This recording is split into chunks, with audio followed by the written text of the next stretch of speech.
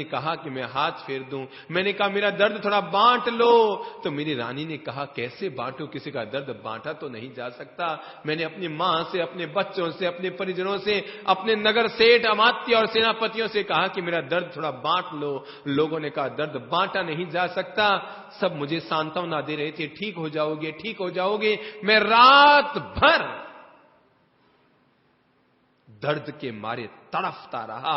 मेरी आंखों में शूल चुभते जा रहे थे, मैं सहन नहीं कर पा रहा था। और तब मुझे लगा ओह, तो क्या कोई नहीं है दुनिया में जो मेरा दर्द कम कर सके, मेरे दुखों को बांट सके, मेरे पापों को कम कर सके? कोई नहीं है मेरी दुनिया में। और तब मैंने रात को सोए सोए संकल्प लिया उस भयंकर दर्द में कि अगर मेरा ये दर्द मिट गया कल सुबह तक तो मैं संत बन जाऊंगा। और राजन, अगले दिन सुबह तक मेरी आंख का दर्द पूरी तरह से समाप्त हो गया। मेरा निर्णय कच्चा न पड़ जाए, इसलिए मैं उसी दिन राजमहल को छोड़कर जंगल में आ गया और यहां पर साधना कर रहा हूं। राजन, याद रखना सैनिक, दुनिया में कोई किसी का नाथ नहीं होता। इस दुनिया में हर आदमी अनाथ है, क्योंकि कोई किसी के दुखों को बांट नहीं सकता, कोई किसी की पीड़ा को बांट नहीं सकता। ओह, मेरे बहुत दर्द हो रहा है, फोड़े में दर्द हो रहा है, मेरी हड्डी टूट गई, मेरे एक्सीडेंट हो गया, शरीर में दर्द हो रहा है, पीठ में दर्द हो रहा है, टांगों में, घुटनों में दर्द हो रहा है। सब लोग कहेंगे, हम भगवान से कामना करते हैं आप जल्दी ठीक हो। सहायता पूछने के लिए अस्पताल आ जाएंगे सारे परिजन, पर याद रखना 100 परिजन मिलने आ जाएंगे। वे तुम्हारे दुख और दर्द में सांत्वना दे सकते हैं, पर तुम्हारे दुख और दर्द को बांट नहीं सकते हैं। वो फोड़े का दर्द वो तुम्हें ही भोगना होगा, कोई भोगने वाला नहीं है। उस दर्द पर पत्नी फूंक मार सकती है, पर दर्द को खींच नहीं सकती है, दर्द को बांट नहीं सकती है। तो इसलिए याद रखना, सुख को बांटने वाले सब होते हैं, पर दुख को भोगने वाला व्यक्ति खुद होता है। बस तुमने जो गलत गलत काम करके धन कमा लिए, तो धन का उपभोग करने वाली पत्नी भी है, बच्चे भी है, बहू भी है, पोते पोतिया भी है, नाती भी है, सब है। पर जो पाप कमाया उसको बांटने वाला कोई नहीं है, कोई नहीं है, कोई नहीं है। किससे जुड़े, किसको तजे, समझ नहीं पा रहा हूं। किसको अपना कहूं, किसको पराया कहे। कौन अपना है, कौन पराया है? सब स्वार्थ से बंधे हैं, सब अपने अपने स्वार्थ से बंधे हैं। वो कहानी आपको याद है ना, कि जिस कहानी में एक अमीर बेटी की शादी किसी व्यक्ति से होती है। उस समय तो वो अमीर होता है, लेकिन धीरे धीरे धंधा चौपट हो जाता है, वो गरीब हो जाता है।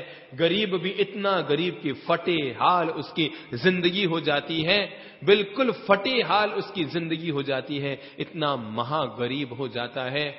एक दिन वो कहता है चलो ससुराल चलते हैं, तुम्हारे पीहर चलते हैं, शायद तुम्हारे पिता मेरा थोड़ा सा कोई सहयोग कर दे।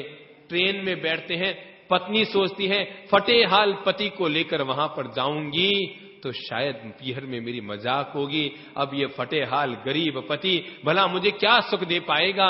और वो चलती ट्रेन में एक पुल आता है, नीचे नदी होती है, अपने पति को धक्का मारती है और ट्रेन से दरवाजे के पास से नीचे गिरा देती है। किसे अपना कहें, किसे पराया कहें। वह पति बच जाता है, वो पीहर पहुंच जाती है, घर वालों को बताती है कि मेरे पति रास्ते में ट्रेन से गिर गए, नदी में गिर पड़े, मर गए। रोती है, चिल्लाती है, चीखती है। संयोग की बात वो बच जाता है, धंधा करता है, 20 साल में कमाता है और अपार धन वैभव को लेकर वापस वहां पहुंचता है। अपने ससुराल पत्नी अपने संपन्न पति को देखती है, वो चौंक जाती है, तो क्या ये जिंदा रह गया और इतना अमीर भी बन गया।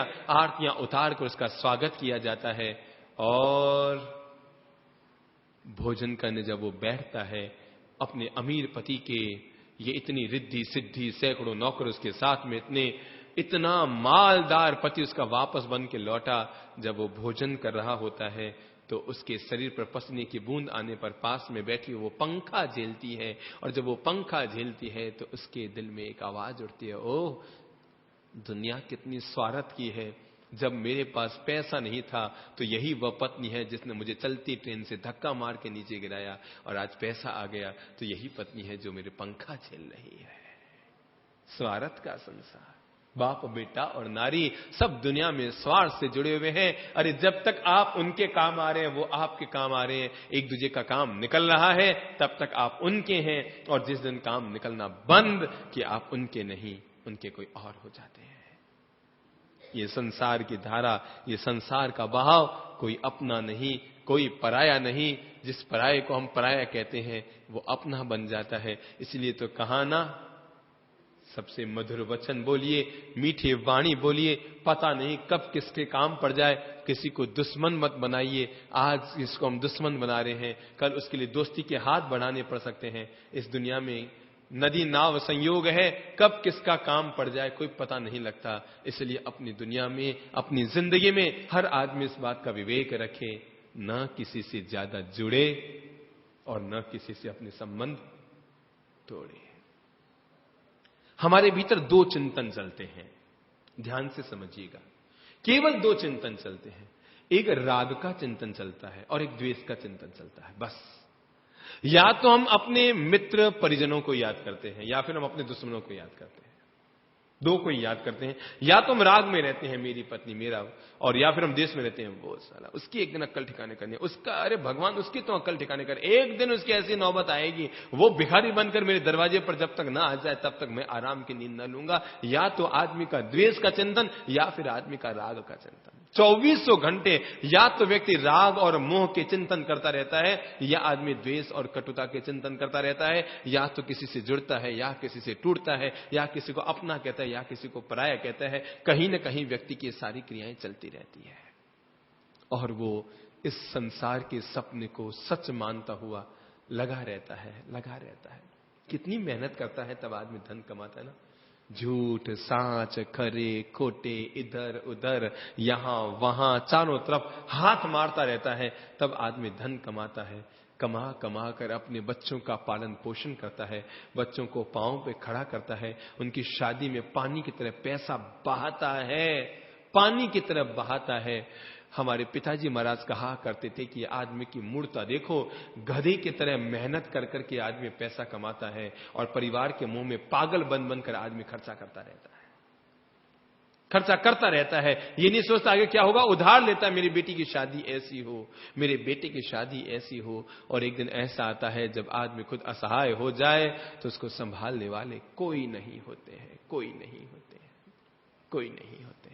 मैंने ऐसे कई अमीरों को देखा है जिनका बुढ़ापा गरीब हो गया, कोई उनके पास आने वाला नहीं, पूछने वाला नहीं, कोई सार संभाल लेने वाला नहीं, उनकी कोई सेवा शुश्रूषा करने वाला नहीं।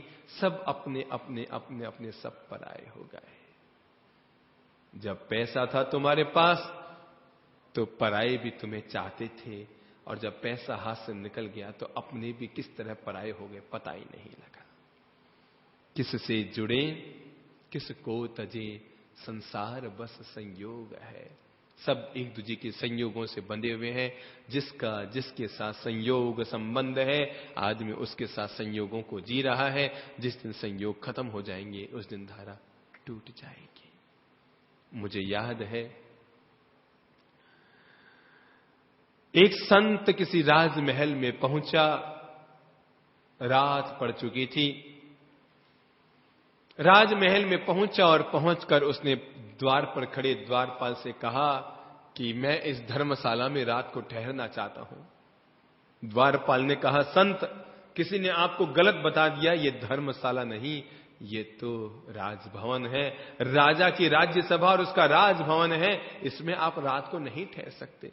संत ने कहा, कौन सा राजभवन? अरे भाई ये तो धर्मशाला है, धर्मशाला। द्वारपाल ने फिर कहा कि महाराज ये धर्मशाला नहीं, ये राजभवन है। संत तो अड़ा ही रहा कि ये धर्मशाला है, धर्मशाला। आखिर बात राजा तक पहुंची तो राजा ने उसे बुलाया और बुलाकर कहा, संत, तुम कैसी बेहूदी बेतुकी बातें कर रहे हो? तुम मेरे राजमहल को धर्मशाला कह रहे हो? तुम्हें पता नहीं नगर में खूब सारी धर्मशालाएं हैं, जाओ वहां जाकर ठहर जाओ। ये धर्मशाला नहीं, ये राजमहल है। संत मुस्कुराया और कहने लगा, राजन, जिसे तुम राजमहल कहते हो मैं उसे ही धर्मशाला कह रहा हूं। उसने कहा, मतलब तुम मेरे इतने बड़े राजमहल को धर्मशाला कैसे कहते हो? अरे धर्मशाला तो उसे कहते हैं जहां आज कोई ठहरता है, परसों कोई ठहरता है, तरसों कोई ठहरता है, रोज ठहरने वाले लोग बदलते रहते हैं, उसको धर्मशाला कहते हैं। संत ने कहा, मैं भी तो तुम्हें यही समझा रहा हूं। मैं 70 साल पहले तुम्हारे राजमहल में आया, बताओ उस समय यहां राजमहल में राजगद्दी पर कौन था? राजा ने कहा वो मेरे परदादा थे जो राजगद्दी पर बैठे थे। तो कहा मैं 50 साल पहले भी यहां पर आया था, उस समय तुम्हारे परदादा तो यहां नहीं थे। तो कहा उस समय मेरे दादाजी गद्दी पर आ गए थे। तो संत ने कहा आज से 35 साल पहले मैं यहां आया था, उस समय तुम्हारे दादा भी नहीं थे। तो कहा मेरे दादा चल बसे, मेरे पिता तब राजा बन गए थे। संत ने कहा आज मैं आया हूं तो तुम्हारा पिता नहीं है, तुम बैठे हो। उसने कहा मेरे पिता चल बसे, आज मैं बैठा हूं। संत मुस्कुराया और कहने लगा तुम ही बताओ राजन, जहां कभी दादा था वो चले गए, कभी परदादा थे वो चले गए, कल तेरे पिता थे वो चले गए, आज तुम हो तुम चले जाओगे, कल तेरा बेटा आएगा वो चला जाएगा। जहां पर आना जाना लगा हुआ है, तुम ही बताओ उसे धर्मशाला नहीं कहूं तो और क्या कहूं? जहां कल कोई और था, कल कोई और रहेगा, आज कोई और बैठा है। जहां चला चली का आवागमन का खेल है, भला उसे धर्मशाला नहीं कहूं तो और क्या कहूं? आना जाना यहां निरंतर, आना जाना यहां निरंतर, कोई न परमानेंट तू भजले, राम नाम अर्जेंट तू भजले, राम नाम अर्जेंट। आना जाना यहां निरंतर, आना जाना यहां निरंतर, कोई नहीं परमानेंट तू भजले, राम नाम अर्जेंट तू भजले, राम नाम अर्जेंट। यहां आना जाना लगा है, कोई भी परमानेंट टिका हुआ नहीं है, इसलिए अर्जेंट एक काम कर ले और वह है भगवान का थोड़ा भजन कर ले।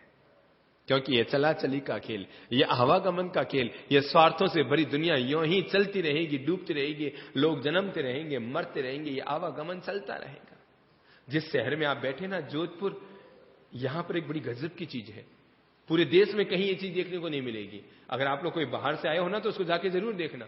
ऐसी जगह पूरे देश में नहीं है जो जोधपुर में है। मैं कश्मीर से कन्याकुमारी तक पैदल गया और जो चीज मैंने जोधपुर में देखी वो कहीं नहीं है। दुनिया में हर जगह आदमी पैदा कहीं और होता है, मरता कहीं और है, जलाया कहीं और जाता है। जोधपुर ऐसा शहर है जहां पर आदमी पैदा होता है वहीं पर जलाया जाता है, एक ही जगह पर। ये केवल जोधपुर में है। पता है ना कहां पैदा होता है? आप लोगों के बच्चे कहां पैदा होते हैं? वही सिवानसी गेट पे। और मर गए तो जलाने के लिए कहां ले जाते हो? सिवानसी गेट। एक ही जगह पर बिल्कुल, इधर से बच्चे पैदा होते हैं, इधर से लोग मर मर के दफनाए जाते हैं, जलाए जाते हैं, बिल्कुल आमने सामने। इधर शमशान है, इधर वो अस्पताल है, बच्चों को जनाना अस्पताल। इधर से आने का क्रम है, उधर से जाने का क्रम है, बीच में रहने का क्रम है। कोई आ रहा है, कोई जा रहा है, कोई आ रहा है, कोई जा रहा है। इसलिए रोज उस जगह से 30 बच्चे जन्म कर शहर में जाते हैं और रोज 35 लोग मरकर शमशान में जाते हैं। रोज का क्रम है, महीने में 30 दिन का क्रम।